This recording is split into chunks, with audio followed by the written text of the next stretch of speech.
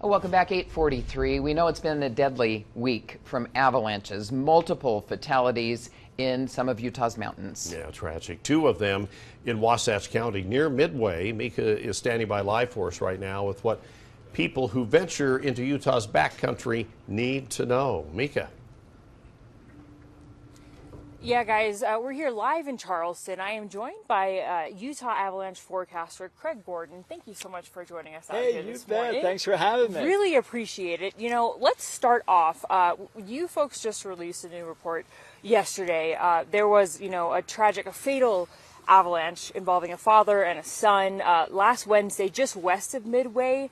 And you have that new report. What can you tell us? Sure. So all of our accident reports are now posted on our website, utahavalanchecenter.org. And we've experienced multiple very tragic, very heartbreaking avalanche accidents in the course of about 4 days, last week through the weekend. So, this is a very atypical snowpack.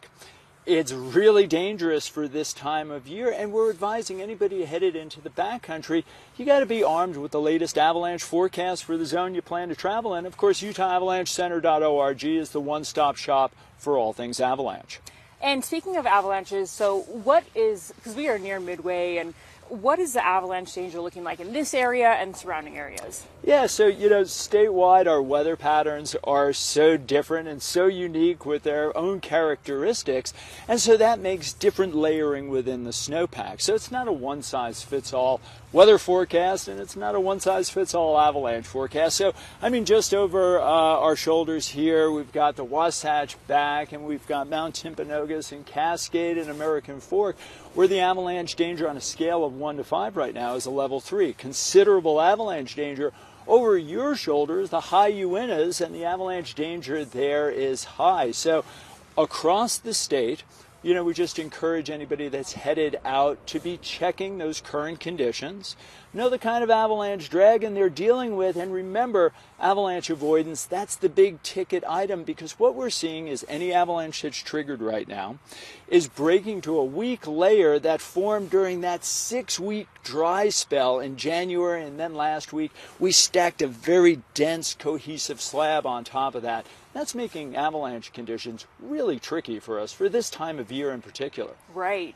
And, I know we've seen you on. You've done so many interviews with us in the past couple of weeks. You've been busy. We appreciate it. But you actually brought some things that people who choose to go into the backcountry should bring with them. What are these supplies that you have here? Sure. So, the first thing, of course, we need the forecast for the zone that we're traveling in. Then next, have, wear, and know how to use avalanche rescue gear, and that's everybody in my group. So that means an avalanche transceiver, that's going to be on my body. I'm going to make sure at the trailhead that I am sending out a signal and that all of my partners can receive that signal. We're going to do a group check. Next, I want a backpack that I can carry all my gear in, but also a sturdy shovel and a probe. So we need all of this gear, and we need to know how to use it all in concert with all of these implements and pieces of gear. And then finally, I carry a radio so I can talk with my group as well, because we know that communication is really imperative in life and relationships as we're moving around in the backcountry. But remember, avalanches right now and the avalanches that we trigger are going to break wide, they're going to break deep. It's very uncharacteristic for our snowpack, especially going into March where it feels like spring down here in the valley, but we know it's still very wintry up in the mountains. Right. Well, this has been such great information. Craig Gordon, appreciate it so much with the Utah Avalanche Center. Thank you so much for all the valuable information and for your time. Thanks so much for having me. Yeah, be safe, everyone. Yeah. Good message. Yeah. Guys, I'll send it back to you in studio. Okay, thanks so much, Mika. Yeah, valuable information. Thanks. And remember, you can watch ARC Salt Lake anytime.